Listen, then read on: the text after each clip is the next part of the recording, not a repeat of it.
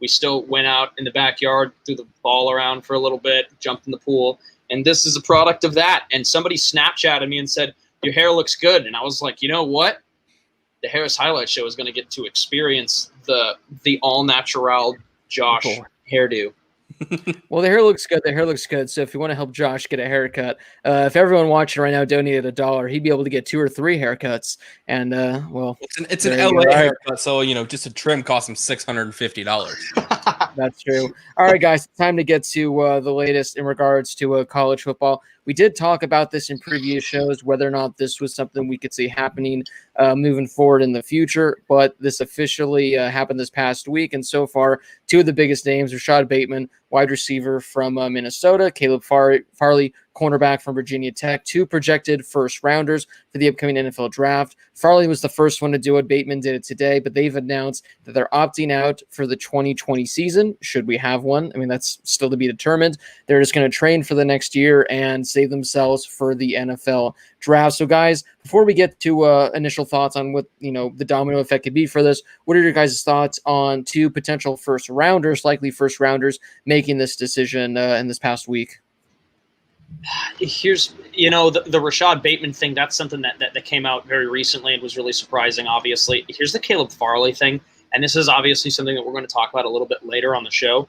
This is scary. Okay. He came out and he said, and Pro Football Talk reported that he said, this year at Virginia Tech at our workouts, I started having deep concerns about staying healthy. Guys were going home, going to Myrtle Beach, coming back to campus, and we weren't even getting tested. And then he said that we were all together and we're in the weight room and nobody's wearing masks. And there was like 100 of them and nobody's getting tested or wearing masks. And he said that, you're starting to, get a little bit concerned. And that's something that is Jordan just comes right into the show.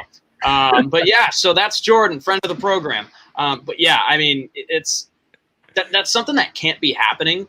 And, we've seen the whole Major League Baseball thing, what's going on there. And obviously in other sports, it's working well for the NHL. It's working well for the NBA. But, these are problems that we've had in other sports. So if Caleb Farley's going to sit out for that exact reason and guys were leaving and guys weren't wearing masks and maybe people weren't being careful and the program wasn't testing anybody, that's an issue moving forward. And we've talked about this in the past, that this could be an issue moving forward. And he's trying to, play it safe for himself and for his teammates. I mean, I think we've talked about this a lot. This will not be even close to the last guys that we see sit out, and pretty lukewarm take. These will not be the biggest names we see opt out. I mean, for reference, Caleb Farley, this guy was a stud last year. He was second in the ACC in pass breakups, projected first rounder, like Blake said. Rashad Bateman, good freshman year, really, really good sophomore year. I mean, 20 yards per catch. That was first in the Big Ten. This guy's going to go in the first round. And they're opting out. And talking about how this is not the last we're going to see of it, we'll save more of this talk, like the in-depth stuff, for later on in the show. But, I mean, most people this year, because of how crazy this season is and how much uncertainty there is, are being advised to opt out. And it's not just guys like Farley or Bateman or big names like that. It's guys that have any sort of NFL draft type from the first round to the third round, or some people even say the 6th or 7th round. If any player in college football is draft eligible this year and has any chance of getting drafted, right now they're being advised by a lot of people to sit and to opt out because they think just the risk is much greater than the reward for this upcoming year. So Rashad Bateman, I mean, you look at a team like Minnesota, they lose Tyler Johnson, who was their other top receiver. Now they lose Rashad Bateman, who was supposed to be basically their only go-to guy for 2020. And for Minnesota, we'll kind of see how they rebound from that. But yeah, like Josh talked about, I mean, protocols probably need to tighten up a little bit. And with these players, I mean, I think you're just going to start to see a domino effect here. One of the big things that I think one of the two of you said a minute ago is the trust that players have in each program.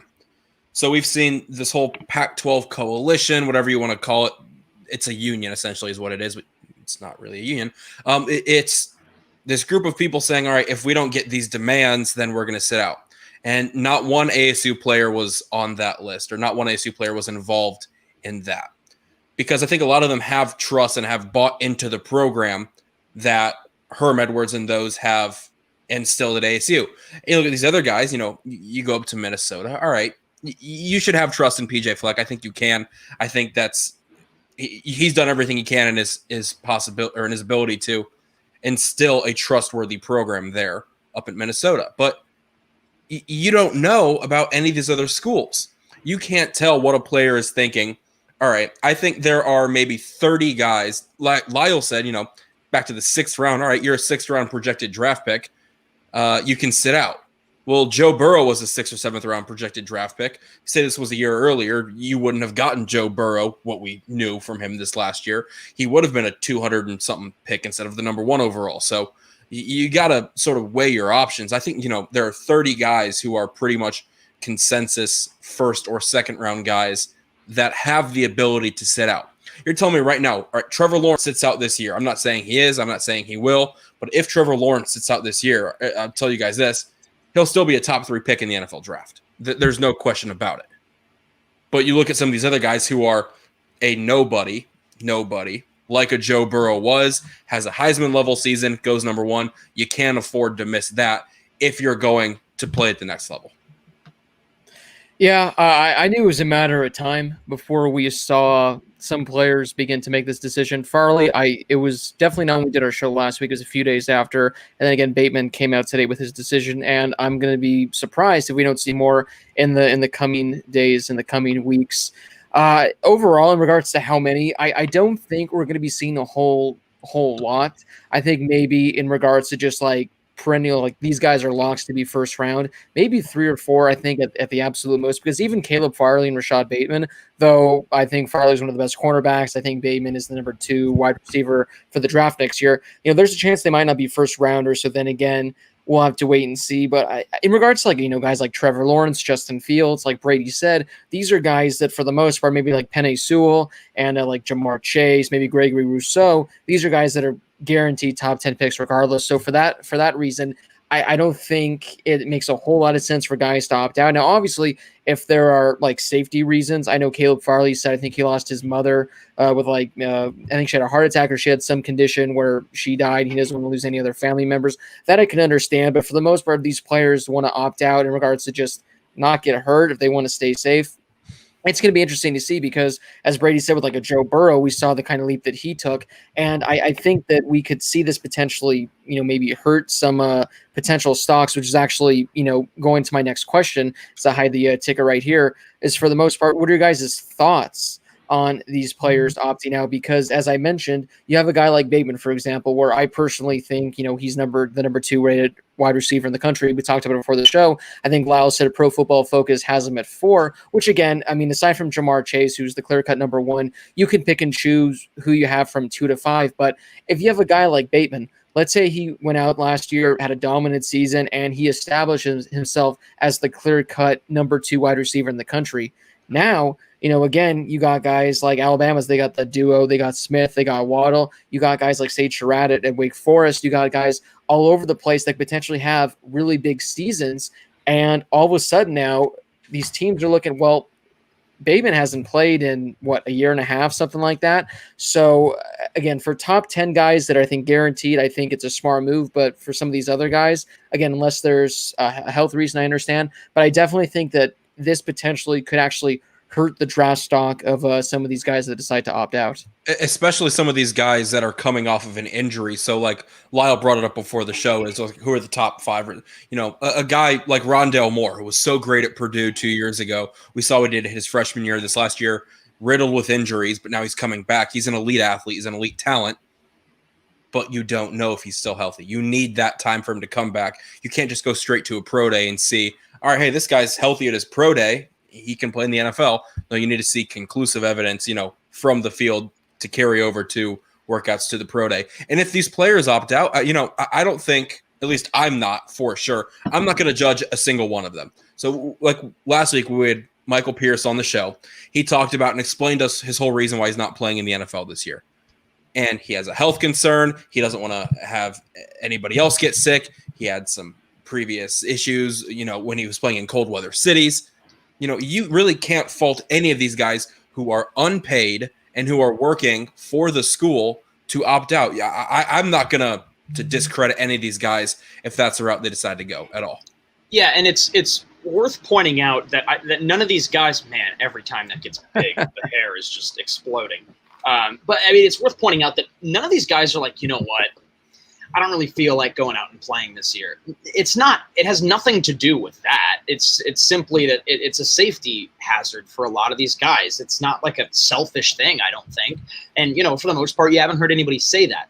It's just the fact of the matter is that if this guy is not a consensus top 10 pick, for example, with Bateman, and like Blake brought up, if Bateman doesn't play and all these other guys in college football, all these other top receivers come out and have great years and prove that their draft stock is just going to shoot through the roof, with especially somebody like Bateman not playing, that's a risk that he's going to have to be willing to take. And it sounds like that he is willing to take that risk, and that's not on him.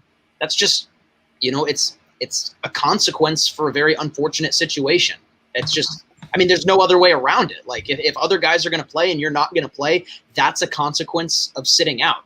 But again, it's putting yourself first, putting your family first, and doing what you need to do moving forward in these unprecedented times. Like we can't look back. This is something I was talking about with somebody the other day. We can't look back and be like, well, what did we do the last time we had something like this? That was like the early 1900s. Like the world is a completely different place. So the most recent you could even try to consider would be, world wars in the mid 40s, maybe. Yeah, and it's still totally different. Like these guys that are opting out, these are more like personal health family concerns too. And again, it's something we talked about before. Like the scholarship should be honored, right? The scholarship should absolutely be honored. But again, like I said, if you're going to sit out and other people aren't, then maybe they're going to have the advantage come NFL draft. And Trevor Lawrence is not kind of in that group, obviously, but a lot of other skill position guys are probably going to be in that situation.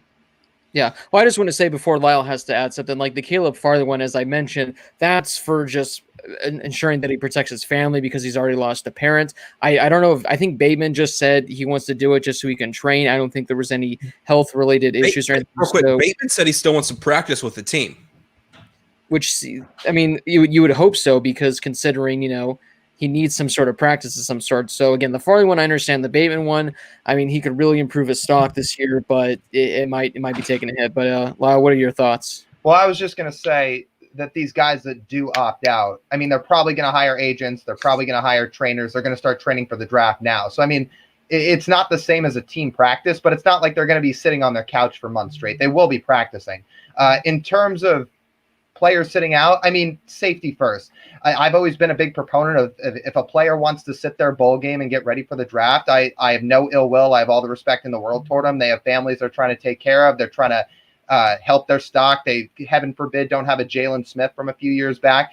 And it's even to another level taken the case here because, for obvious reasons, health is a real concern in the world right now. And it's a real concern playing a game like football where there's a lot of getting close together and there's a lot of tackling and there's a lot of, contact. So, guys are worried about it, obviously. So like Brady said, like Josh said, no ill will by any standard toward any of them, but also to Josh's point, you're going to see both sides. You might see a guy, for example, we all know this is the case, but if Trevor Lawrence sits out, he's still the number one pick. He would have been the number one pick after his freshman year. He would have been the number one pick after his sophomore year. He's still going to be the number one pick this year.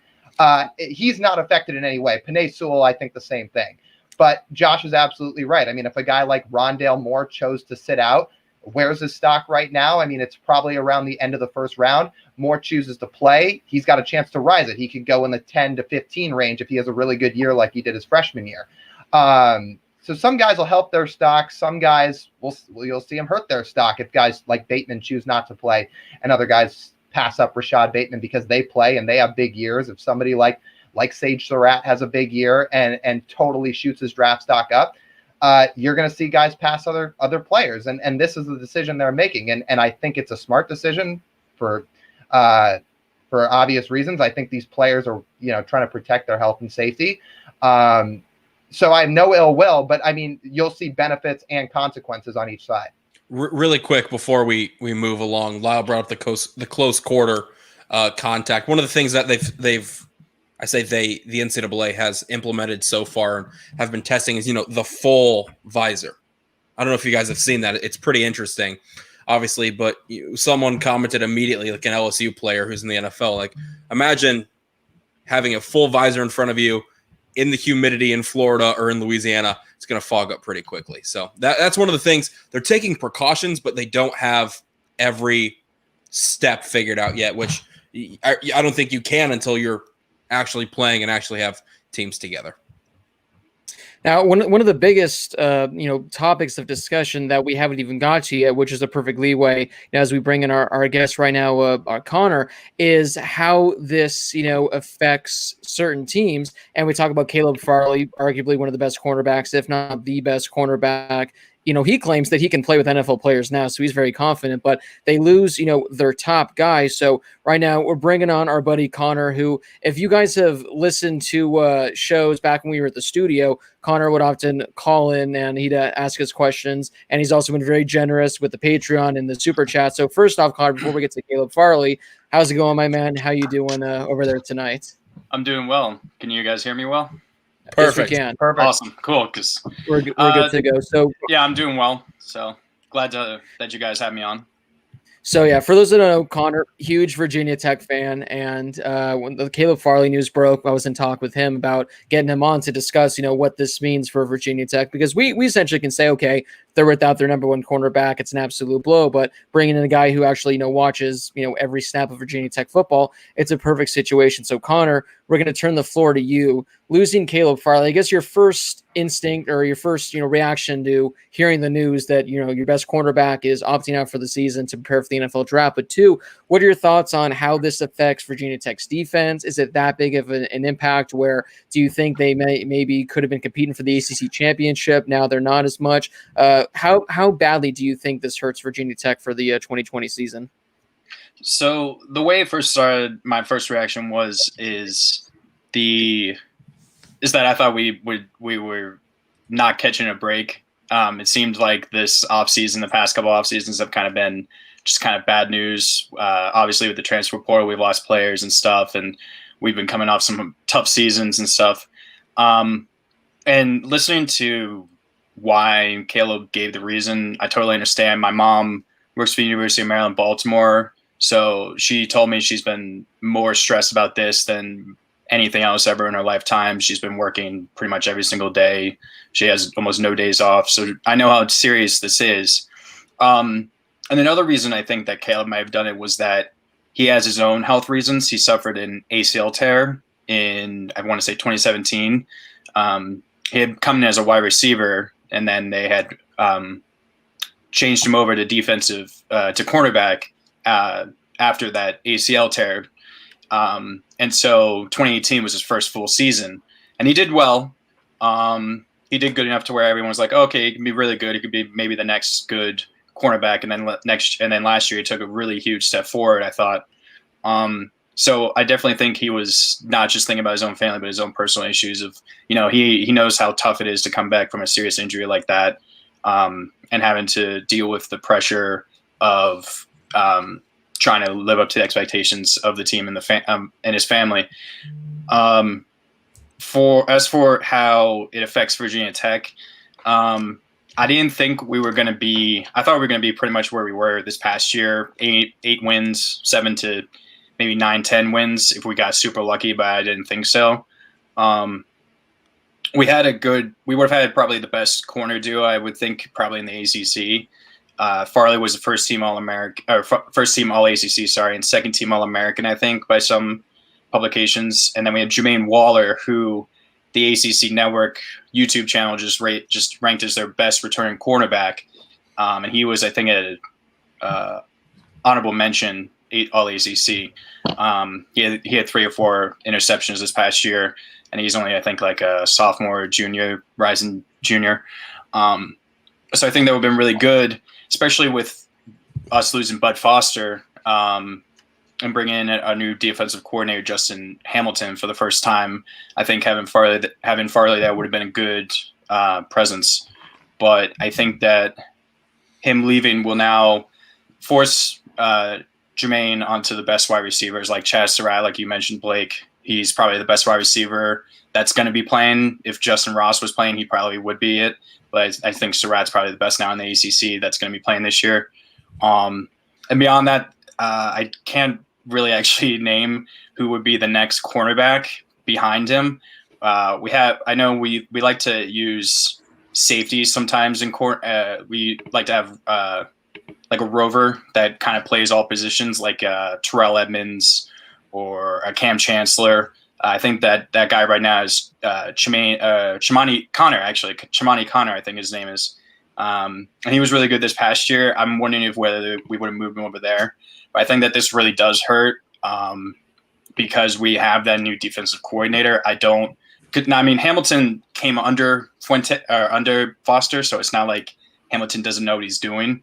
But he, I think, is now one of the youngest defensive coordinators, I think, in the entire country. So, Connor, real quick, appreciate you for supporting our show as much as you do. We've talked a couple times on the phone line back in the studio, but what are your thoughts on Notre Dame making the jump and actually being able to compete for an ACC title now and being a part of that if they're a part of the Virginia Tech schedule? They're not. They're not. Okay. No, we get Clemson though, so that's not much better. So yeah, we get Clemson, and so yeah, having Notre Dame join is a good thing for both sides, at least for this. I think that you could also see this as a trial run to see if maybe they could try and convince Notre Dame, hey, if you do, get 10, if you go, it would be 11 game schedule. So if you go 10-11 or 11-0, you make the ACC championship or whatever, because it's just gonna be the two best teams that have the best record overall in the conference, since there's gonna be no actual divisions. And you play against Clemson and maybe you lose or maybe you win. Maybe like, hey, you're getting your NBC money. You're gonna give that to the ACC and you're gonna be spreading it evenly. You're gonna also get the money from the ACC network and spread that around. I think you can see this as a way of trying to convince Notre Dame to actually join. Yeah. And I think it would be good because I live in Maryland, so I grew up. I live about 20 minutes from the Naval Academy, so I watch Navy football a lot, and obviously the Navy Notre Dame rivalry is pretty big. Mm-hmm. I think we normally have the ACC normally has an 8-game conference schedule. So I would still, if Notre Dame was to join, I think that would have allowed them to keep those rivalries like USC, Navy, maybe Michigan as well, and still be able to have that like a game against like a Clemson or Florida State or Miami, one of those really big games, then have another really good non-conference game like, I don't know, Georgia, like they had a few years ago. And I think that would have given them, if they did that would give them probably one of the best schedules in the country, despite how, kind of average the rest of the ACC is besides Clemson. Those teams are better than maybe half the teams that Notre Dame would be playing against. So I think that would be a good way for Notre Dame to be able to make it, because they're seeing like they're not, even if going 11-1 is not going to be good enough to make the playoffs. I think you definitely do need that conference championship to be able to make it. Help solidify it. Absolutely. Mm-hmm. I want to point to something in the comments. First of all, like Brady said, appreciate all your support with the show, and thanks for always watching. Somebody pointed out in the comments, staying on kind of the Notre Dame thing with the ACC. What if Notre Dame wins and then doesn't join the ACC? That would How does an ACC fan win feel about that moving forward? They put an ACC championship like banner. That would be one of the best. That would be one of the most troll moves I think I've ever seen for a football team to do. But leave it to Notre Dame to do it, right? I would. That's about the one team that I could think of would be pompous enough to think that they could actually get away with that. Lyle's pretty quiet right now. Yeah, no, he's the Notre Dame. He doesn't want the smoke. He knows it's coming when Notre Dame joins the ACC. They're probably going to win it. They're probably going to win it and say, "Yeah, we're too good for a conference. We don't need this." Exactly. They're just going to switch conferences every year. They'll be like ACC, Big Ten, SEC. They'll just win 3 different conference championships in 3 years. That's why I hope if they do play Clemson, Clemson just kicks their butt, and then that's just like Notre Dame's like that kind of, at least even if they leave, they have the tail between their legs leaving the ACC. I think that'd be pretty fun. So.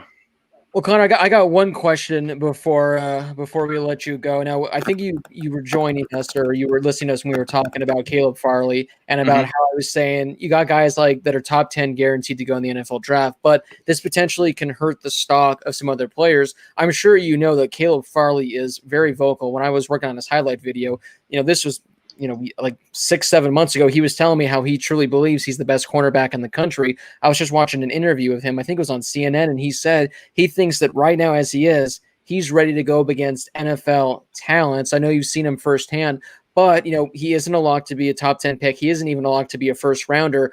Do you worry that, again, if guys like him decide to opt out, where they do have first round potential, it can end up potentially hurting them, where other corners that maybe are kind of like on that borderline second rounder, they can kind of sneak in, and this can actually make Caleb Farley slide a bit in the draft? Yeah, I think that especially for Farley, this might definitely can hurt him pretty badly, I think, because he's only had 2 years of experience at cornerback, and he's only really had 1 year of sustained success, which was last year. He was good. He was decent in 2018. I mean, he had 2 interceptions in his first ever game as a cornerback against Florida State, but Not bad. yeah. So, but beyond that, I can't remember much from 2018 because that was just such a bad year for us. I kind of want to forget about it, but he definitely would be probably top 5 cornerback in the country. Definitely Sean Wade from Ohio State is definitely ahead of him. Stingley, yeah, definitely Stingley. Well, Stingley's not going to be entering the well, draft. no, but draft guys. You have Surtain, yeah, Sean Wade, and then like Barley. Yeah. I mean, Stingley's probably ahead of him, even taking out the draft. But I mean, I saw something that Pro Football Focus had put out of the top 50 players in the country, and they had Farley at 26. So that shows how much they thought he was going to be good. And he definitely, there'd be times where he definitely was locking down the best wide receiver on the team. But I mean, that's the thing with going from college to NFL is you always hear, especially even from coaches, of how just much faster the game is in the NFL. And some players definitely have trouble adapting, especially wide receivers. It seems like for their first year, most of them usually have a bit of a trouble first year, and then they have a good sophomore year sometimes. So I think this might hurt him. We've been hearing throughout last year and after this during the offseason that he probably would have been maybe a first round pick, but looking at the teams that probably would need a cornerback, I don't think he would go inside the top 10. Most of those teams are probably looking but there's also not that many teams looking really for a quarterback either at this time. So, but I still don't think he would be inside the top 15. Maybe he probably would have been in the later half of the round. So, I mean, it's interesting to see, and just the fact he didn't have that much tape beyond just 2 years is definitely going to hurt him. Yeah, you're right. You mentioned as well only 2 years of tapes. That definitely can be something to potentially hurt him. But Connor, you've always been supportive with the show back when you were in the studio the last few weeks when we've been here. And, we love talking with you. And hopefully sometime in the coming months, if there is a season, we know that you're our go-to guy with everything Virginia Tech football. Yep, absolutely. A few weeks. It's been 4 months. What? Quarantine or the bubble or our bubble show, whatever you want to call it. Oh, I know. I'm just saying. I said support like the last few weeks. Is it how he's been helping out the show? I know he's been a fan of the show for I think like over a year, 2 years, something like that. No, Blake. I think I subscribed to the channel back when your 2013 your top 100 plays 2013 first came out. So I think I subscribed back then. I've been watching ever since you actually started the show, which would be my junior year at Virginia Tech. So 16 or 15 or 16 you guys started. So I've been watching since then. And now Blake, 500 away from 200,000. Yeah. Well, there we go. I do have a question, Blake. When's the best plays of 2019 coming out? Because that's a good question. It's I'm still trying to figure it out. I'm still trying to figure out because those things take months. Those things take months to work on in regards to finding the plays, editing. You've had months. I have, but you've had months. He's roasting Blake. Come on. Okay. He's abnormal now. He's part of us. Gonna pass the mic on. I'm still trying to figure it out because with the full-time job and everything. But if the people want to say it, I might be able to get that out. Hey, like I said last time, I'm on paid furlough. I'm staying here doing nothing, and I'm getting paid to do it. So I mean, I could take over and help take over. on that front. Everyone's like grouping up on me now. I like it. But I'll let you know, Connor. I'll definitely let you know, my man. Okay. All right, but thanks a lot, my man. I'm sure we'll be talking soon via Twitter. Thanks again, though, my man. Thank you very much, guys. All right, guys. So that was a lot of fun. That was Connor right there, who joined, and pretty much it was a good time. I don't know why Brady's Brady's still like laughing. I'm just reading some comments. Oh, I'm looking right now, and it says we have like 70 comments that I haven't read yet, so I don't even know what's going on right there. But guys, it was great getting his take on Caleb Farley, because he is probably Virginia Tech's best player, their best defensive player, and losing a guy like him, it is an absolute blow. But before we move on to our next topic, I mean, thinking about this, as Lyle mentioned, guys like Trevor Lawrence, Justin Fields, those are guaranteed top 5 picks. Those guys are locks. Trevor Lawrence, I mean, for the most part, unless he wants to come back and win a Heisman Trophy, which, it might be kind of tainted a little. There's really no reason for a guy like Trevor Lawrence to come back. There's no reason for a guy like Jamar Chase to come back. There's no reason for Penei Sewell to come back. But let's just say, we see some moves like this where Trevor Lawrence, he decides, I'm opting out this year. We talked about it in previous weeks. Trevor Lawrence, you add him to any college football team, and he's making them probably an instant, conference contender, maybe a national championship contender.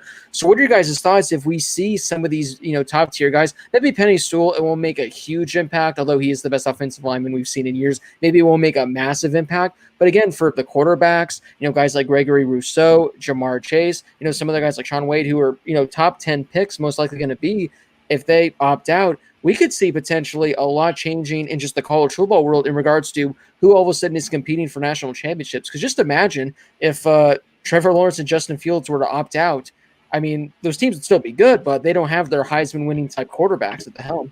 I'm telling you guys, one of these guys is going to do it. Like it might not be all of them, but somebody bigger than the names we've seen, like I said earlier, is going to do it. And it's just kind of the way things are right now. And honestly, like I think the only 2 guys that for sure preserve their stock are Lawrence and Sewell. Like those are the 2 guys for sure that I say they have absolutely nothing left to prove. They can leave right now. They're going to be the top 2 picks. I mean, even a guy like Jamar Chase, his year was almost flawless last year. He's only had one really big year. I mean, you could say the same thing about Justin Fields because he's only a 1-year starter. Some people say his reads could get a little bit better. His throws, they could be a little bit quicker, a little bit sharper. I mean, there's things these guys can work on. So these guys will take consequences if they sit out, but it's obviously a safety first thing. But I mean, back to your question, Blake, somebody is going to do it. I mean, maybe it's a hot take, maybe it's a lukewarm take. One of these big names that's supposed to go top 10 will sit out. Now, do you see somebody from that regard, opting to sit out, say they are a sophomore and they sit out? Do you redshirt it? Do you treat it as a burned year? What do you treat that as? You can redshirt it, but say it's Stingley. I mean, the rule is you can be a redshirt sophomore and come out. The rule in college is you just have to be at school 3 years and you're eligible for the draft. I mean, it's less likely that one of those guys sits out. I guess it's not out of the question. I mean, we're kind of in a time where anything's possible, right? Yeah. Josh, yeah, I mean, to see somebody like Stingley do it would be pretty shocking, but it's not out of the realm of possibilities either. Yeah. Josh, you're muted.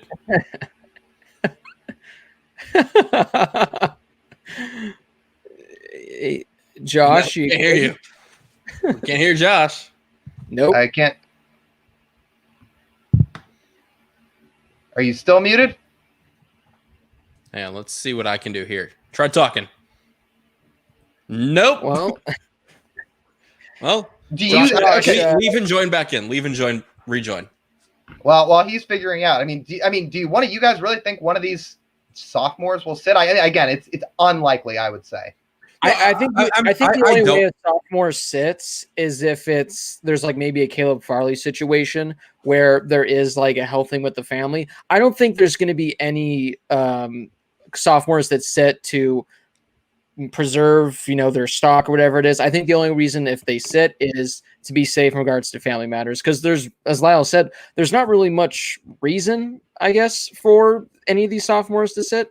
At least that's what I don't think. Yeah, I think you're right. Unless, of course, they are really worried about health issues in general. And if that's the case, then you respect their decision, you respect their wishes, and you hope all the health and safety for them. But yeah, sophomore years, you're not going to see it for draft purposes for the most part. Like I said, look at Jamar Chase. The guy is, to this point, a one-year wonder. Now, do I think he's going to stay a one-year wonder? Absolutely not. I think the guy's a flawless receiver, and he's going to go as high as any receiver has since Sammy Watkins. But his freshman year, look at what he did. He played 10 games. He caught 23 passes. Now, his sophomore year, he absolutely blew up. Sophomore year is oftentimes these guys really, really burst onto the scene. Well, I guess it's the moment of truth right now. Josh, can you speak to us? Hello? Yeah. There you go. I don't hear anything. Oh, you guys should have played along. So what I was going to say was, who's to say, I could have missed this, but who's to say that, like, a player that is going to opt out for a season, is it the most outlandish idea for a coach to be like, all right, so hear us out, let's redshirt you so that you still have a year of eligibility. After this season, if you decide to just go to the draft, then go to the draft and do that. But if you then think that maybe I should play another year and bring my draft stock back up, then you've already redshirt that season so that you can still come back and have as many years of eligibility remaining as you had before going into that season when you opted out. I said this a few weeks back, was this is the perfect time for somebody to transfer. And they don't get an immediate eligibility. All right, and they were weighing, do we play, do we not play?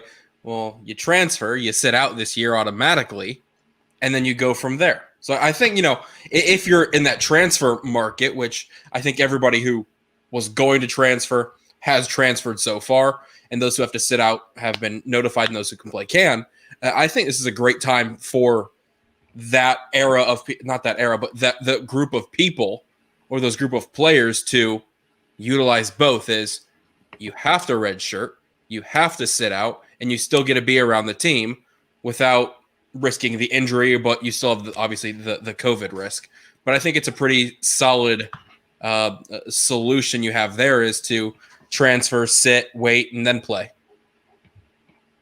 Yeah. So it'll be interesting to see what happens. It'll be interesting to see if any of these players follow suit and what happens in regards to redshirt, transferring, all that stuff. But moving on to our next topic, guys, and that is something we've kind of teased in the past. We're going to get to now more, in depth, and that's the fact that all these teams now are moving to conference only schedules. I have the Brett McMurphy tweet right now that I'm going to just read so far. These are the proposed games to be played by league that we have as of right now. The Pac-12 is going to play only 10 conference games. The SEC is going to play only 10 conference games. The Big Ten is going to play only 10 conference games. The Big 12 is going to play 10 games with 9 being conference. So I guess they're going to get one non-con in there. The ACC is going to play 11 games with 10 being conference and 1 non-con. Sunbelt, 12 games, 8 conference. And Conference USA, 12 games, 8 conference. To be announced still as the American, the MAC, the Mountain West, and Independence. So first off, guys, not that it really matters with Conference USA and these other ones, but we have other conferences that are playing 12 games, and the ACC is playing 11 games, and while these other Power Fives, they're only playing 10. So is this much of a big deal necessarily that the ACC has one extra game, whereas the ACC and I think also the Big 12, they're also going to have one non-conference game? Do you think it's going to be much of when the end of the season happens, when we're trying to discuss maybe potential playoff implications, potential playoff seeds, maybe potential, bowl matchups and everything? Or do you think with how weird the season is, it's not really going to matter? It's just going to matter with how you do in your conference? I say it's just about how you do in conference. And you look at these schools. All right, so say an ACC school. So give Clemson for an example. Say they want to schedule a non-conference game. Well, they're not going to get a Big Ten opponent. They're not going to get an SEC opponent. They're not going to get a Pac-12 opponent. And they're not going to get a Big 12 opponent because they've all said they're playing conference only. So your strength of schedule right there from that regard, unless you can somehow grab Boise State and get a win over Boise State, that's really the only major Mountain West. The Mountain West didn't say what they're doing yet, right, Blake? No, not yet. Yeah, so that would be really your only top non-conference school you could go after to get a real competitive game. So the American, I think, is in conference only as well. So there goes your chance of finding a solid non-conference opponent. So I think you're going to only look at, I say you, the playoff committee and those making decisions in college football. Our reign was over a few weeks ago when Josh almost swept the realignment. I think once you get there, you're only going to look at the conference games I think every conference will go conference only eventually. I think we're about to see a lot of ACC Big 12 games in terms of the non-conference because, like the tweet says, Big 10, conference only, SEC, conference only, Pac-12, conference only. Big 12 says they're going to play 9 conference games and 1 out of conference, so I think you're going to see a lot of intertwining between the ACC and the Big 12 because if these teams are trying to boost their strength of schedule, they're going to try and play some tough games. So for the most part, it'll be based on these conference schedules. I think there's only going to be maximum 1 or 2 really marquee non-conference games at this point. Yeah, before Josh, because I like what Lyle mentioned right there because, I'm looking at this right now, the Big 12, they're going to have 1 non-con, ACC is going to have 1 non-con. But I think the ACC, weren't they talking about having, like, the rivalry games happen? So I know for, like, Clemson, they can still play South Carolina even though – because there was something, right? Like with the SCF, they're still trying to make rivalry games happen, I think. So I know Andrew's in the chat or in the comments right now. I'm sure he'll be able to help out in regards to that, whether or not like the whole Clemson, South Carolina thing is going to happen still. But it's going to be interesting to see because isn't there also that thing where you can't play the games like in certain states? There's like a whole bunch of one of the things I think the Big 12 said they're having all their non-conference games have to be at home. Yeah, here's what he's saying right here. Andrew saying non-con Big 12 games must be at home. There we go. All right, so I mean, if the ACC play is willing to travel, I mean, Thanks, Andrew. Continue. Okay, so in that case, so let's take Clemson for example, because Brady used Clemson and they're the dominant team in the ACC. I mean, they might not care about trying to play a game against Oklahoma, especially if it means having to go to Norman. I mean, I read that right? That the Big 12 will only let other teams come to them. Is that what it was? Okay, so yeah. I mean, it's a little different this year because there's not going to be fans in the stands, but somebody like Clemson, like everybody knows, they went out, they're in. I mean, they're that good that they're going to be in the playoff with as long as they go undefeated, or they can probably even afford 1 loss. For some of these other ACC teams, it might be worth their time if they think, okay, we can really boost our schedule compared to the rest of the Power 5 schools that aren't going to be playing non-conference games. If we can schedule a good or even adequate Big 12 team and beat them on the road, that can boost our schedule. So that's kind of my thinking, that some of these teams might intertwine as opposed to trying to play games against some of the Group of 5 schools if it's an ACC or Conference USA game, for example, or whatever it may be. I mean, I think it just boosts the schedule more. Oh, sorry, Josh, I thought you were going to go. No, it's fine. It's just you guys kind of said it already. I think the way that, I mean, obviously not every conference has put out exactly what they're doing, but I think it's kind of weird how some conferences, like the way that the Pac-12 did their scheduling, and they didn't really explain it, I think, the best way. I mean, we've got teams that are playing rivalry games in the same city week 1. And then, I'll tell you why they're doing it. This is the unofficial reason, which I think is they're doing this in the offset chance that the season gets canceled midway through, but at least they get their big time rivalry games week 1. I mean, what would you rather see? Oh, well, I mean, yeah. So I guess Lyle and I are on the same page. What would you rather? I mean, it'd be great to see Michigan, Ohio, and they still haven't announced, I think, the Big 10 officially what it's going to be yet. But I know like the Pac-12, they've announced it. Some of the games are rivalry week 1, some of the other ones aren't. But like, let's say for the Big 10, for example, sure, it'd be great seeing Michigan, Ohio State rivalry week when it's supposed to be. But if you're getting Michigan, Ohio State week 1, at the end of September after a delayed college football season, not that any extra people are going to be tuning in by any means, but isn't that kind of extra awesome watching that for the first week of the season as opposed to watching Ohio State play? No offense, Brady, Indiana.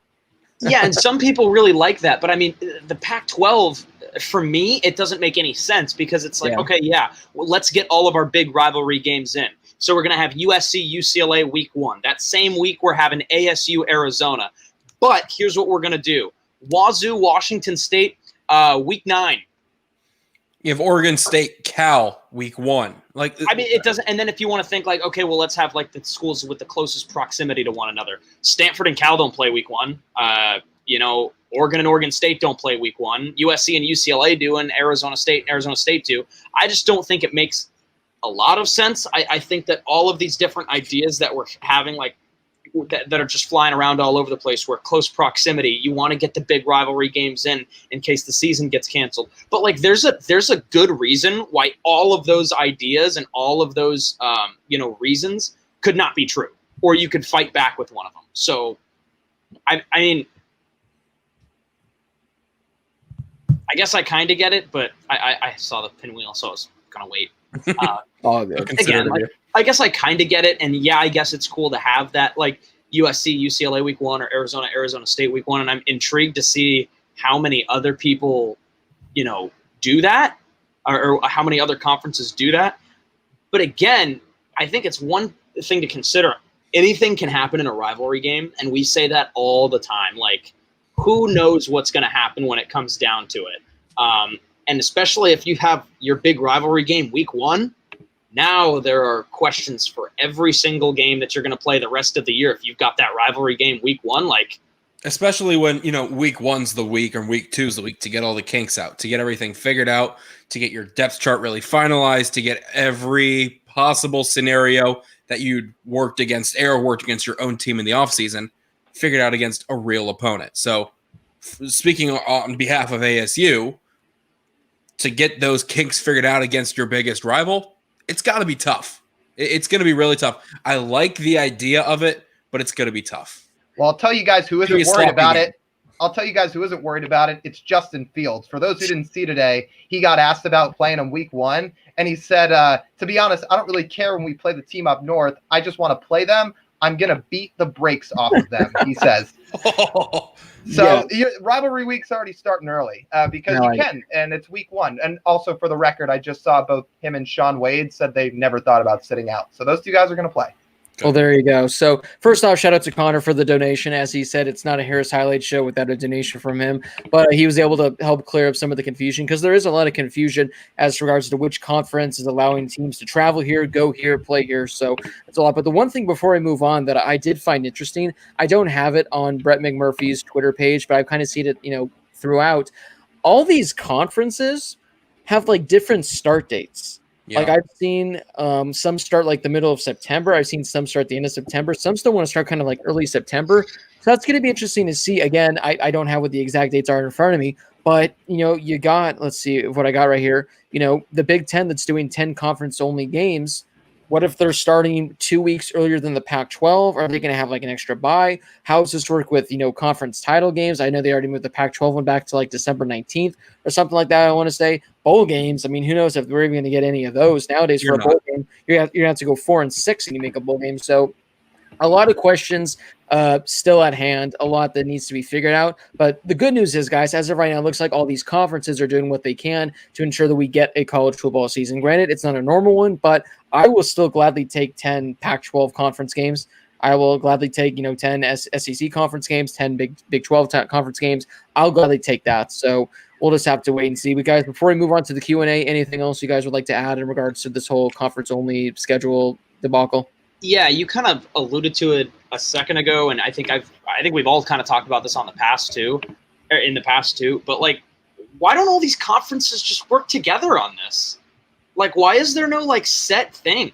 I have not understood that from the beginning. The Pac-12's doing one thing. The Ivy League weeks ago was like, bye, and then like the Big Ten's doing 11 games or whatever it is, and the ACC's doing 11 games, whatever. We have all these different conferences doing different things, and it has, obviously you don't have conferences exactly like college football and all these other sports, but you don't see anything like this in all of the other sports. So if college football has its own governing body in the NCAA, why isn't the NCAA just kind of coming out with taking over? Exactly. I'm fine with the way they're doing it, but I'm a little confused on why it's being done Yeah. in this fashion. Or they can just develop my bubble idea as suggested weeks ago, where the Pac-12, you come set up camp in Los Angeles, you got the Coliseum, you got the Rose Bowl, you could play at the brand new SoFi Stadium, you could play down at the StubHub Field where the Galaxy play. There's a lot of different places that they can play games and just make one massive bubble. But that's Where does LAFC play? Oh, they play at the California. It's right next to the Coliseum. Yeah. So they can play there too. There's another stadium there too. As the commissioners, guys, we need to make this happen. But it is time now for our Q&A. We have about 15, 20 minutes or so, as we do at the end of every show. If you guys have a question, ask us it in the live chat. But as we do every show, we take our priority over to Twitter at the HH Show _. Make sure to follow us there. Earlier, I tweeted out Q&A. Hit us up with your questions. Those guys get the top priority, get their questions asked. So again, if you have a question you want to ask us in the future moving forward, go follow us on Twitter at the HH Show _. Ask us a question when it's Q&A time. First question, guys, comes from Ty Turner. What conference do you think is going to have the most teams ranked? Now, this could be either to start the season or end the season. Let's just say let's end the season.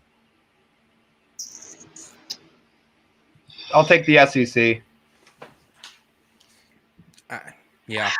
I'll go SEC. I'll go Big Ten to throw something else in it. I'll go Pac-12 just to get us in there. Oh, yeah. Oregon, SC, ASU. Cal's going to come in there and be nice. Washington might be a little sneaky, so I'm going to go with that one. This is a fun one, guys, from Johnny Barrow. Which team is due for a uniform change? I think I can guess Josh's answer. So What is it? I'm going to say U of A. Oh, I was going to say Oregon. Oh, I was going to say UCLA. I was going to say one of you is correct. It's me.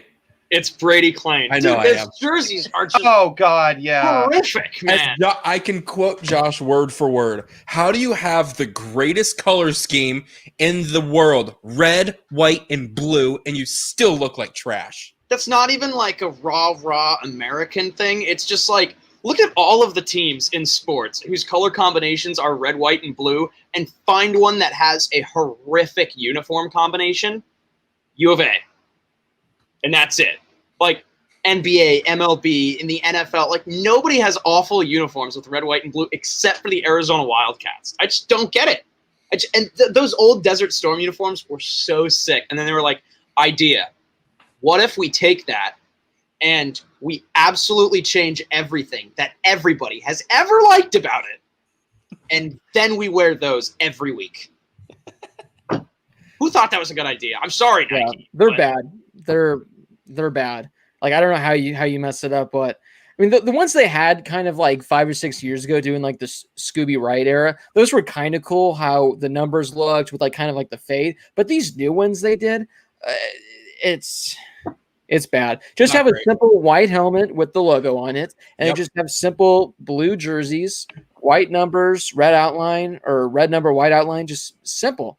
But they've gone on to absolutely butcher. Do you guys have any ones you want to add? Or I mean, those are pretty bad. I think we all can agree on. Notre Dame, those things are too boring and basic. Capital City Carter. I think Cal could just do a bit of a rebrand and just spice it up. If every team rebranded, they'd be the best uniforms in college football. Yeah. Notre Dame needs to go back to those green jerseys every now and then. I don't wear them anymore. I did like those. What about like the 60-40 split helmet they did a couple years ago? What about the Yankee ones?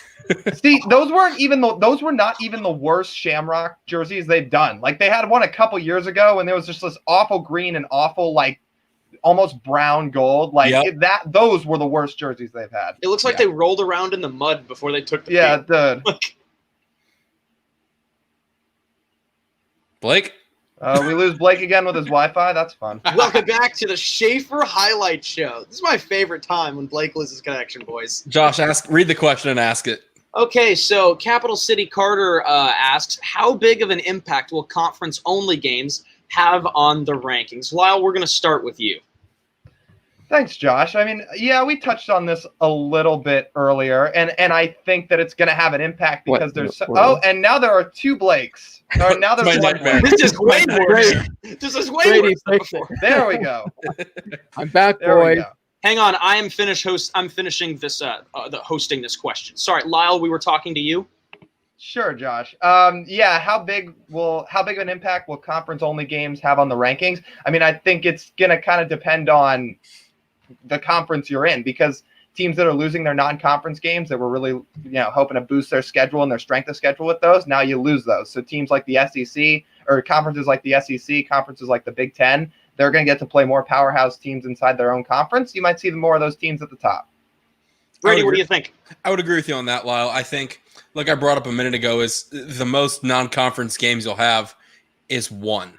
So I think you really got to focus purely on these conference-only games, and especially because you're more of an even match, that's when a lot of the rankings change more often than not, especially because in a normal season, we'd see non-conference games in the first 2 to 3 weeks of the season.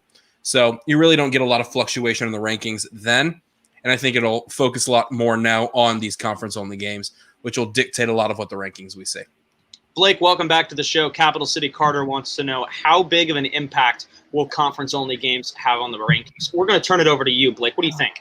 Thanks, Josh. Host Josh Schaefer. I think the big impact that will be had on conference-only games on the rankings will be massive by the impact based on the rankings for conference-only impact. Thanks, Josh. First time, long time. First time, long time. I'll get off so I can listen to the answer. Thanks. Yeah, I mean, I think it's going to be tough for, I think, a conference like the Pac-12 and maybe the ACC outside of, your Clemsons and your Notre Dames now, apparently. But again, like we've talked about, I think the four of us have agreed these past couple of years that the Pac-12 is so much fun. And I think so many people on the East Coast, don't pay attention to it or think like the Pac-12 sucks because all they do is beat each other up. But that's, I think, why the four of us have always loved Pac-12 football, is because it's super competitive. That could be a problem this year, though, for the Pac-12.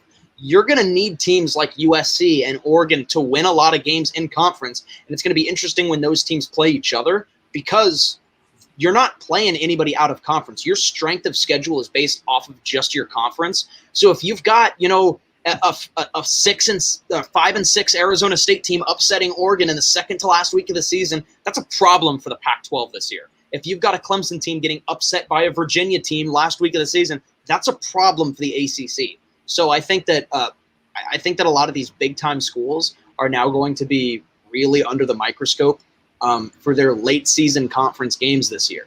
And obviously, with so many of the conference schedules getting moved around, it's really different.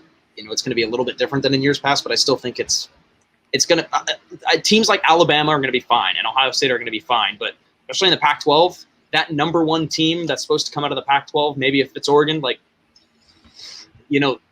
I think you're going to really need to watch out for them. Well, host Josh, since you don't have access to the banners, I'm going to run the banners while you continue to host the show. Oh, cool. Patrick's dank mom.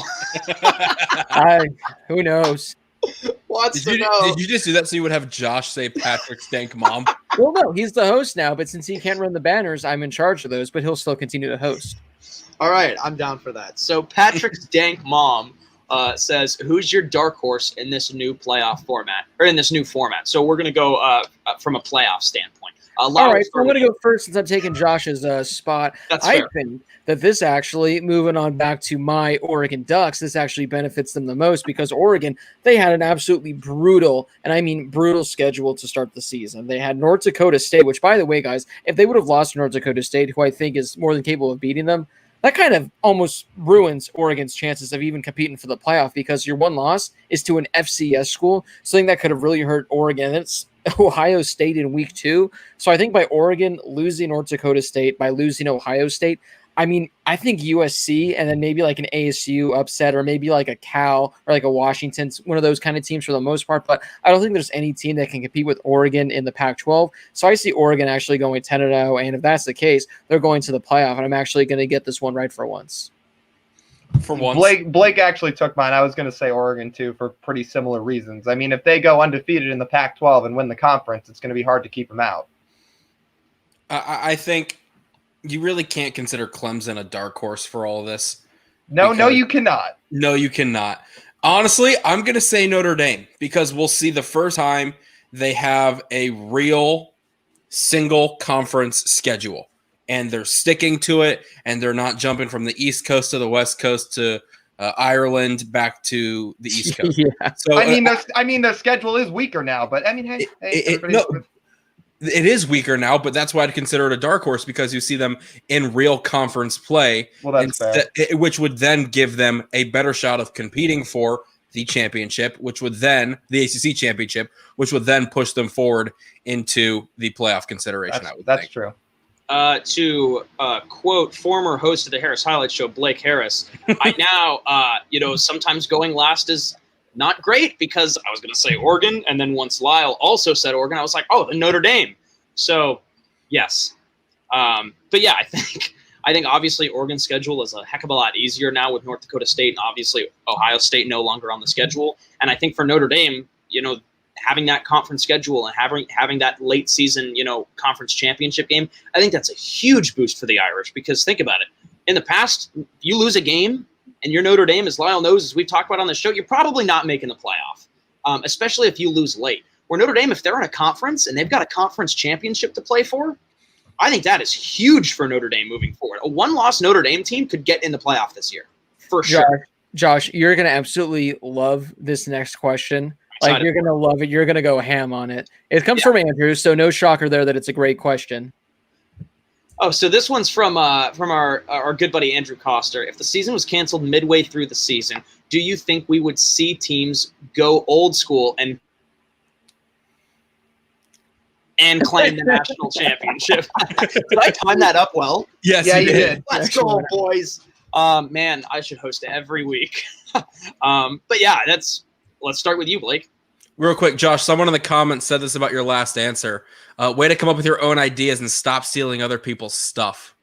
Yeah, well, I'm on the show and that person's not. So what do you... Actually, yes, it was me. So that's fantastic. So let's go back to that for Andrew's question. I absolutely hope so. I hope we get to like October and we're, I don't know, 6 games in, and there are like 7 teams that are still 6-0. Well, I don't hope the season ends, first and foremost. I don't want that. But if the season all of a sudden ends and you got all these teams, Oregon's undefeated, Ohio State's undefeated, Clemson is undefeated, we're claiming our national championships. However they want to do that, it's just going to be a battle royale. You guys determine it. Maybe we can have like a war on Twitter. Maybe you can have something where, like, I don't know, players get involved via FaceTime. I don't know. But I am definitely interested to see what happens if that's the case, because we do need a national champion. I know a few years ago we had 2 national champions, which was a little controversial, but hey, I'm down for like 5. I'm down for 5, maybe 6. Oh, man. Could you even imagine if, like, for example, this had happened last year, and last year's Minnesota team, like 6 games through the year, that had a 7-point win against South Dakota State and like a 3-point win against Georgia Southern. Yeah, exactly. And an overtime win against Fresno State, yet they were 6-0. It's like, yep, we're the national champions. We're the national champions, and our schedule was real tough, guys.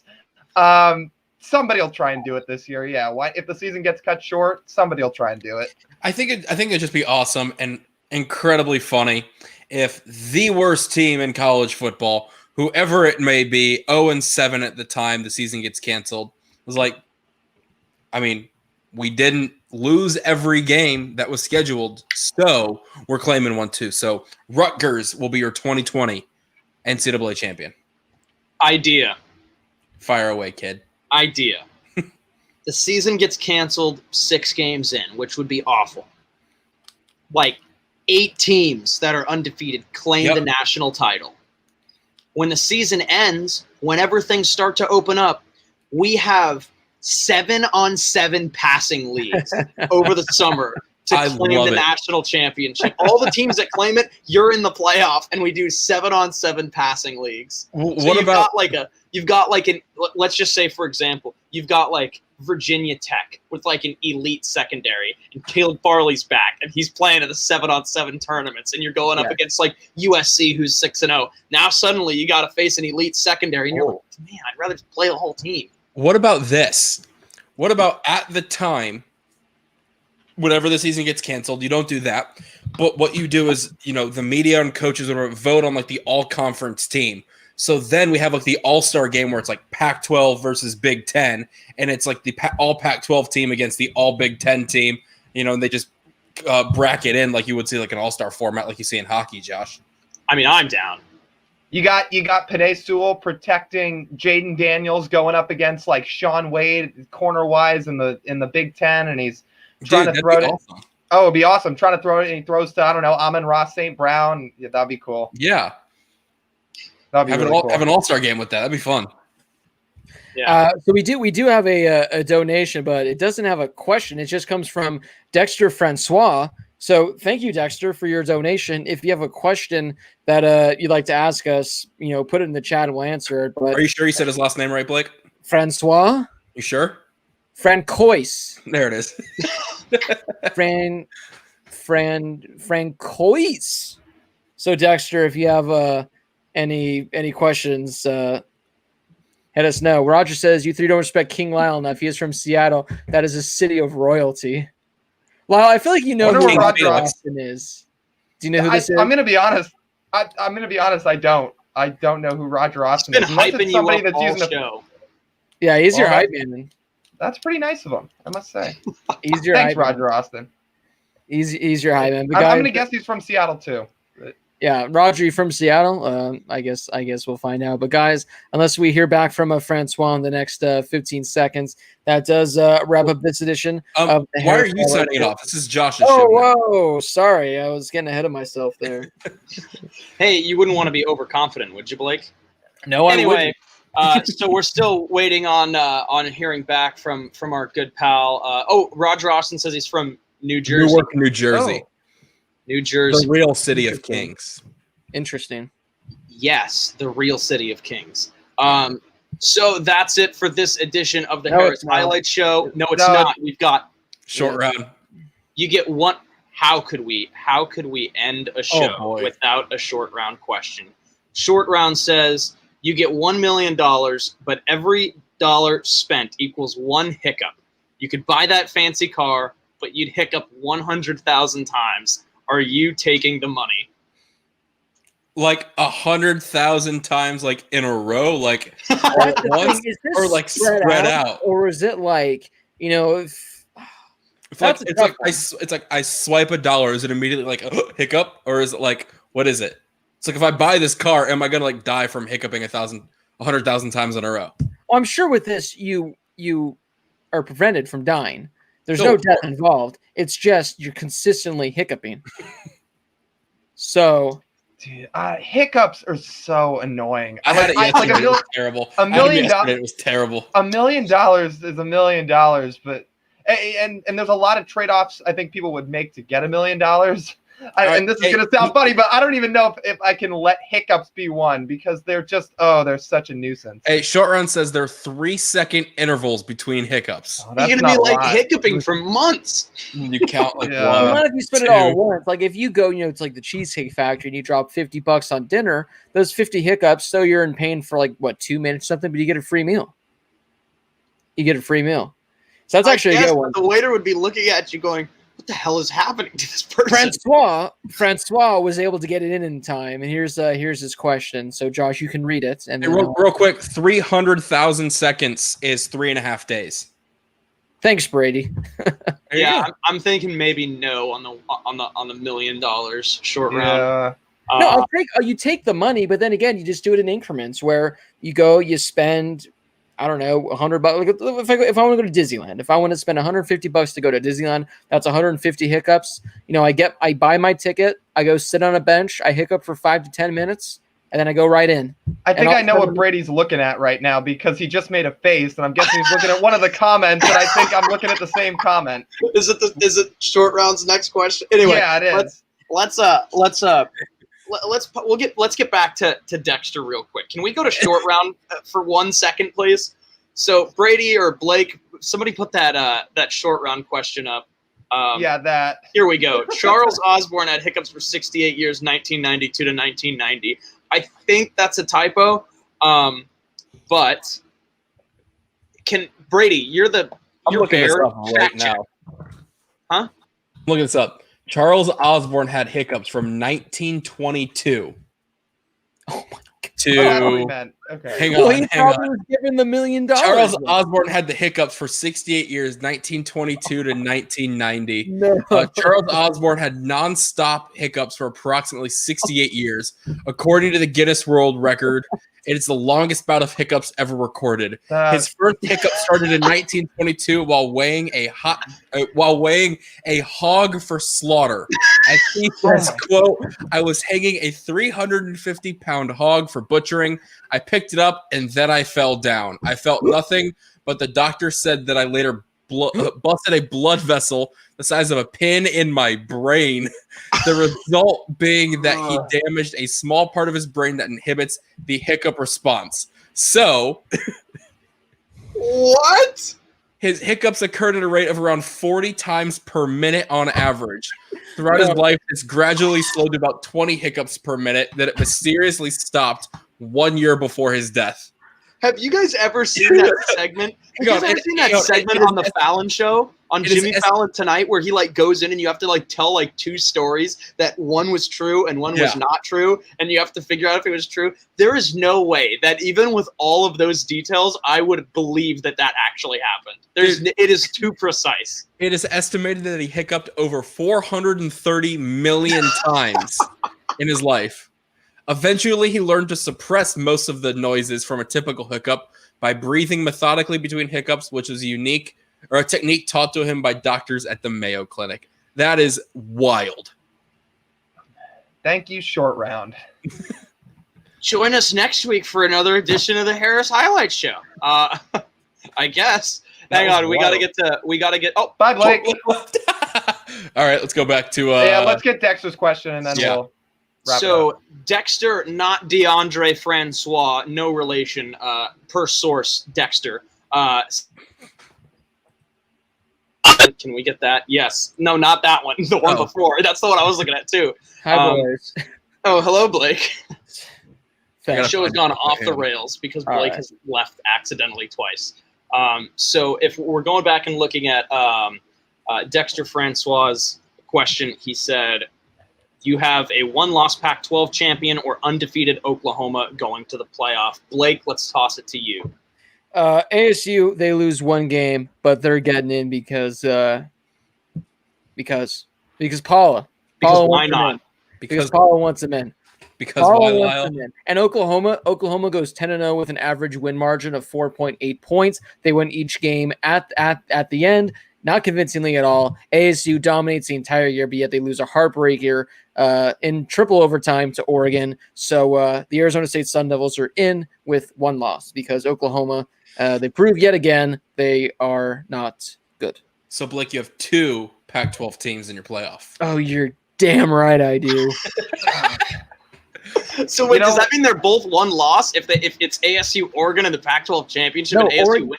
Oregon lost. Oh, that's right. They have to go to the Pac-12 championship. It doesn't matter how they're getting there. ASU and Oregon are both in the playoff. Two one-loss Pac-12 teams in the title, in the champion. I mean, what are we doing in the playoff? Maybe the committee's just tired of seeing Oklahoma. It's like, yeah, every year we give you guys the benefit of the doubt. You walk into the playoff and you just put up a dud every year. Like, come on, guys. Which is why they're going to go with the Pac-12 school. I should say not this year, Oklahoma. Not this year. Let the Pac-12. You know what? To be fair, the Baker Mayfield year, that was a really good game and that was close. But for the most part, they usually walk in there and just fall flat on their face. So if it's Oklahoma undefeated or a one-loss Pac-12 team, I'll still go with Oklahoma.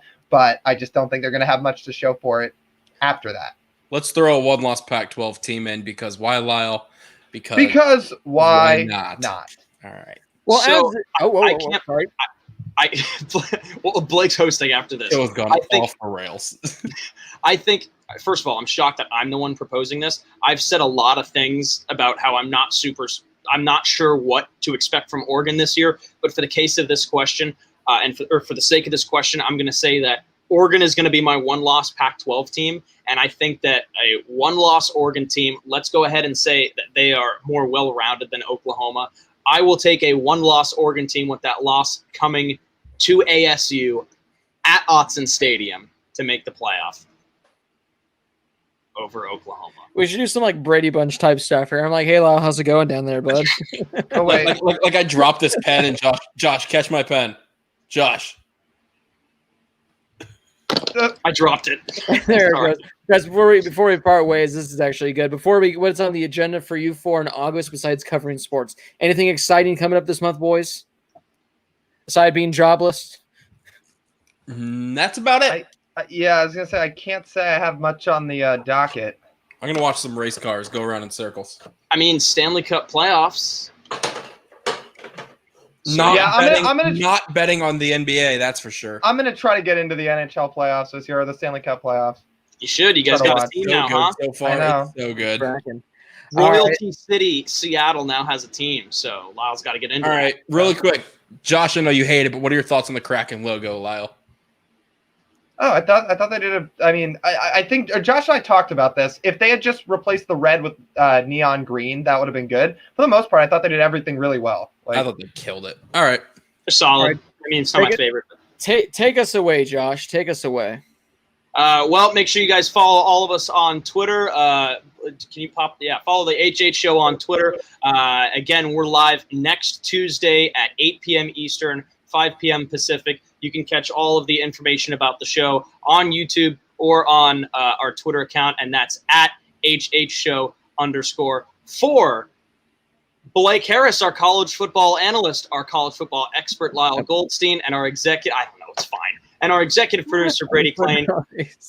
What? I'm just trying to get in your head and just put all these. I'm Josh Schaefer. You get Just what are you doing with all of that? It's not so easy hosting, is it, Josh? For our college football expert, Lyle Goldstein, our executive producer, Brady Klein, Blake's going last, and Blake. I'm your host, Josh Schaefer, and thanks so much for joining us. We'll see you next week on another episode of the Harris Highlights Show. Have a great week, everybody.